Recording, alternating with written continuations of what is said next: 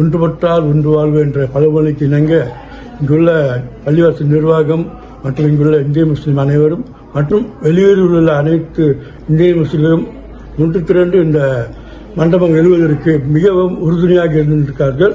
இதனால் வரைக்கும் நமக்குன்னு ஒரு மண்டபம் இல்லாத ஒரு பெரும் குறையாக இருந்தது. சிங்கேசிப்பூட்டுள்ள இந்திய முஸ்லீம் மக்கள் எல்லோரும் சேர்ந்து இந்த அற்புதமான மண்டபத்தை மிக அழகாக கட்டியிருக்கிறார்கள்.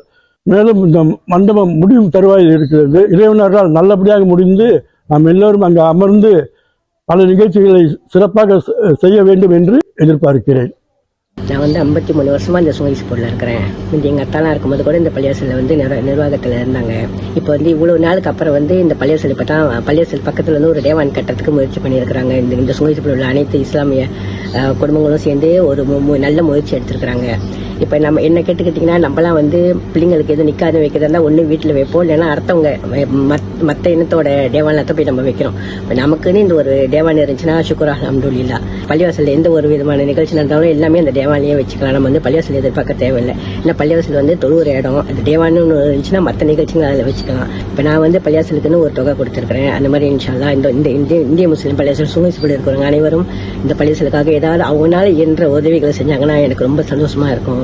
இல்லை நமக்குன்னு ஒரு தேவான் இருக்கிறனால உண்மையிலேயே எனக்கு ரொம்ப மகிழ்ச்சியா இருக்குது.